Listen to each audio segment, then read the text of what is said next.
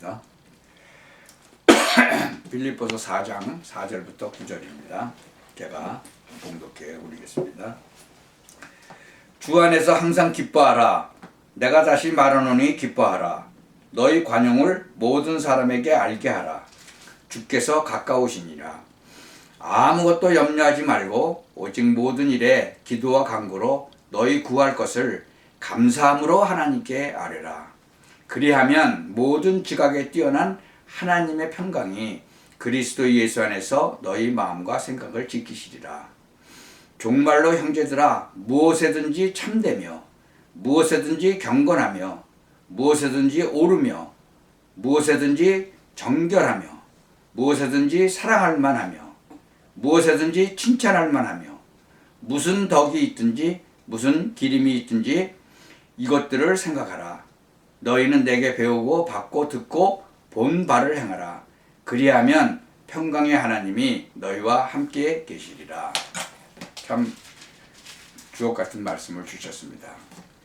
오늘은 참된 지도자의 삶이라는 제목으로 하나님 말씀을 듣기를 원합니다.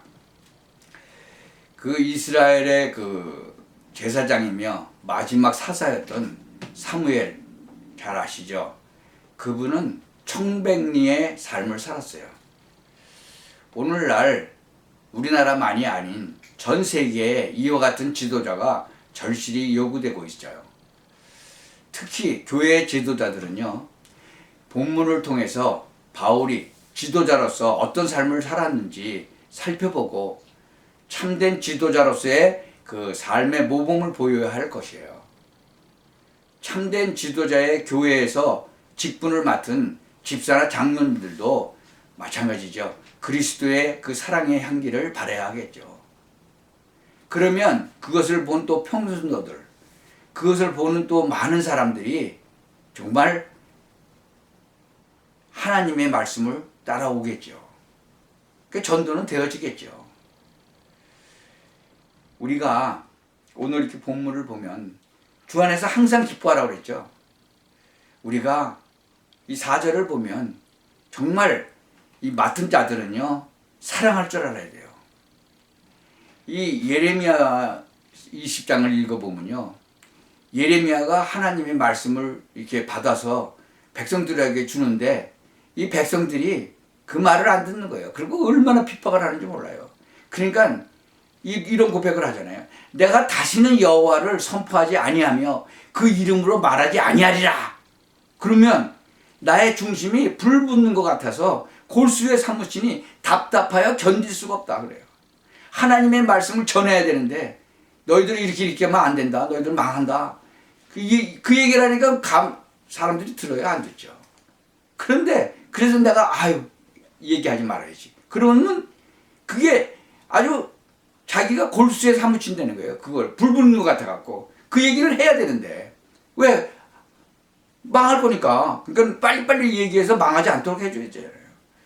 하나님 말씀을 그대로 선포해서 그 핍박받던 그 예레미야의 그 고백을 보세요. 지금 우리가 이 고린도전서 13장에 보면요, 또 바울의 고백도 그래요.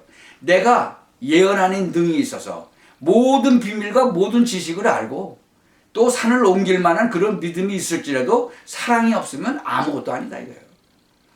내가 내게 있는 모든 것으로 구제하고 또 내 몸을 불사르게 내어줄지라도 사랑이 없으면 내게 아무 유익이 없다는 거예요. 하나님한테 받은 사랑, 그 사랑이 진짜 없으면 아무것도 아니라는 거죠. 하나님께서는요, 다 알고 계세요. 계시록 2장에 보면 에베소 교회의 사자에게 편지하기를 오른손에 7뼈를 붙잡고 7 금촛대 사이를 다니시는 이가 가라사대. 하나님이 뭐라고 그러세요? 내가 내 행위와 수고와 내 인내를 내가 알고 또 악한 자들 용납하지 아니한 것, 자칭 사도라 하는 자들 아닌 자들을 시험하여 그 거짓된 것을 드러내고 내가 참고 내 이름을 위하여 견디고 게으르지 아니한 것을 내가 안다. 그러나 너를 책망할 것이 있다. 너희 처음 사랑을 버렸느니라. 그러므로 어디서 떨어진 것을 생각하고 회개하여 처음 행위를 가지라. 만일 그리하지 아니하고 회개치 아니하면 내가 내게 임하여 내 촛대를 그 자리에서 옮기리라. 지금 얼마나 많은 진짜 한국에서 대형 교회의 목사님 그런 또 거기서 문제가 일어나고 있어요. 한국의 그 대형 교회 목사님들이 여러 가지 문제가 일어나요. 그 영적으로 보면 이 사단의 공격에 넘어간 거죠. 뭐 금전문제서부터 이 음란까지 막 그러니까 다 알고 계신 거예요. 그래서 우리가 여기서 뭐라 그래요? 권면을 하잖아요. 우리의 관용을 모든 사람에게 나타내라. 정직한 권면을 할 줄 알아야 된다. 지금 한국 사회는요, 부모가 자식을 과잉 보호함으로써 여러 가지 아이들 문제가 막 터지잖아요.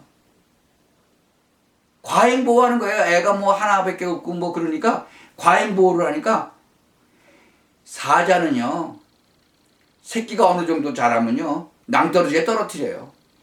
그래서 거기서 기어 올라오는 놈만 기르는 거예요.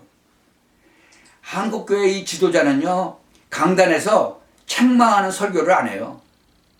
그리고 못 해요. 왜? 자기가 그렇게 제대로 안 하니까. 그리고 또 제대로 하더라도 그리고 책망하는 설교를 하면 또 좋아하지 않으니까. 진실로 성도들을 사랑하는 지도자는요, 그들의 영혼을 위해서 정직한 책망을 할 줄 알아야 돼요. 지도자는 올바른 책망과 권면이 있는 교회는 교회의 그 성도들은요, 정말 아주 그 강건한 신앙을 소유할 수 있게 되는 거예요. 제가 어떤 목사님한테 한번 얘기한 적이 있어요. 이렇게 좀 잘못 살고 막 사기를 치는 사람이 그 교회에 있으니까, 당신 교회에 있으니까 그분한테 좀 이렇게 잘 이렇게 책망하는 그 말씀을 해라. 그랬더니 그거 안 한다는 거예요. 왜? 싫어한다 이거죠. 그러면 그거는 참된 지도자가 아니죠. 그 사람을 위해서라도 해줘야 되잖아요. 사기치는 성도를 갖다가 그 얘기를 해줘야죠. 그거는 성도를 사랑하지 않는 거죠. 우리가 정말 6절 보세요. 감사하는 마음으로 하나님께 기도해야 돼요. 아무것도 염려하지 말고 어떻게 오직 모든 일에 기도와 간구로 너희 구할 것을 감사함으로 하나님께 하라. 하나님하고 뜻이 맞으면 그거 응답되죠. 그리하면 모든 지각에 뛰어난 하나님의 평강이 그리스도 예수 안에서 너의 마음과 생각을 지키시리라. 감사하는 마음으로 하나님께 기도해야 되고 우리가 자족할 줄 알아야 돼요. 이 대한민국에요, 기독교가 처음 들어왔을 때는요, 얼마나 한국이 그때 가난하고 못 살았어요. 교회 지도자들도 마찬가지죠. 가난으로 인해서 굶주린 배를 움켜잡고 복음 전했어요. 근데 교회가 막 경제적으로 자립이 되고 이제 한국이 좀 이렇게 좀 정말 잘 살게 되고 그러니까 이 막 사례금 문제로 다투는 일이 발생하기 시작하고 농어촌 교회는 막 그냥 무시하고 외면하고. 바울은요, 바른 전도, 좀 바쁜 그 전도 운동, 전도 여행 중에도요, 자신의 경배를 중단시키기 위해서 장막 짓는 일도 했어요. 또 그것이 또 하나님의 계획이 있어서 또 장막 짓는 거기서 또 이렇게 만남의 축복이 또 이루어지죠. 그토록 힘들게 복음 전도의 일을 했음에도 불구하고 자족할 줄 알았잖아요. 그리고 또 칭찬을 또 마다하지 말아야 돼요. 칭찬에 인색하면요, 사랑이 없는 사람으로 오해받을 수도 있어요. 바울은 자기 자신에게 선교 경비를 위한 그 헌금을 한 그 빌립보 교회에 대해서 칭찬을 아끼지 않았잖아요. 우리는요, 계시록에서 주님께서 각 교회에게 대해서 말씀하셨던 그 교회가 잘했던 부분에 대해서 칭찬을 아끼지 않고 칭찬하셨잖아요. 뭐 에베소 교회에서 칭찬하신 거 아까 말씀드렸죠. 우리가 잘 신앙생활을 할 때 하나님의 말씀을 잘 듣고 그걸 따라가야 돼요. 마태복음 6장 20절에 뭐예요? 오직 너희를 위하여 보물을 하늘에 쌓아두라. 거기는 좀이나 동록이 하지 못하고 도적에 구멍을 뚫지도 못하고 도둑질도 못한다 그랬어요.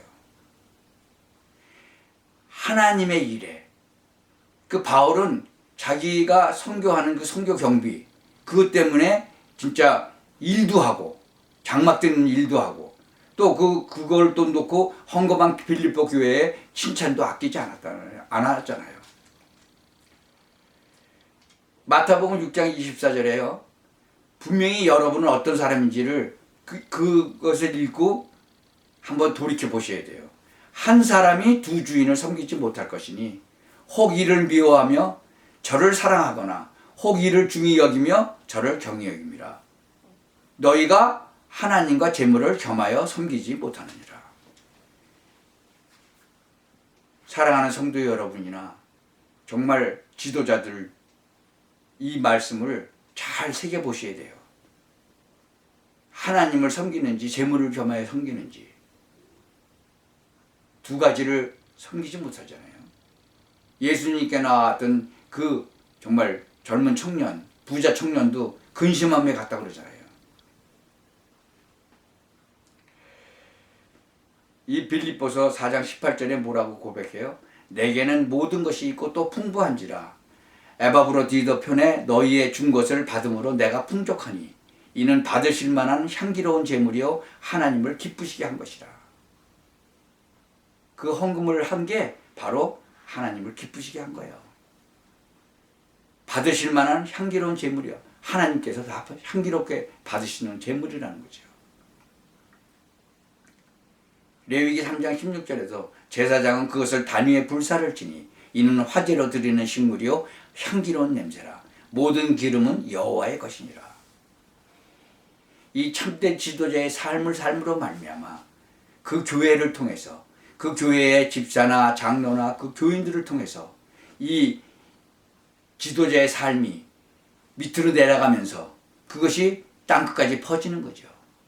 그에게 바로 땅끝까지 복음을 전하는 놀라운 비밀인 거예요. 근데 그걸 안 하니까 어떻게 돼요? 막히는 거죠. 흑암이 날뛰게 되는 거죠. 성도 여러분이나 정말 모든 사람들이 이 말씀을 듣는 사람들은 정말 참된 지도자의 삶을 살았던 이 사도 바울의 고백처럼 그렇게 살면서 정말 하나님께 영광 돌릴 뿐만 아니라 땅끝까지 복음 전하는 일에 정말 온전히 쓰임받는 성도 여러분들 되시기를 예수 그리스도의 이름으로 축원합니다. 기도하겠습니다. 하나님, 오늘 이 말씀을 통해서 정말 우리의 삶이 바뀌어지는, 우리의 가치관이 바뀌어지는, 우리의 목표가 바뀌어지는 그러한 삶이 되도록 하나님께서 성령으로 역사하여 주옵소서.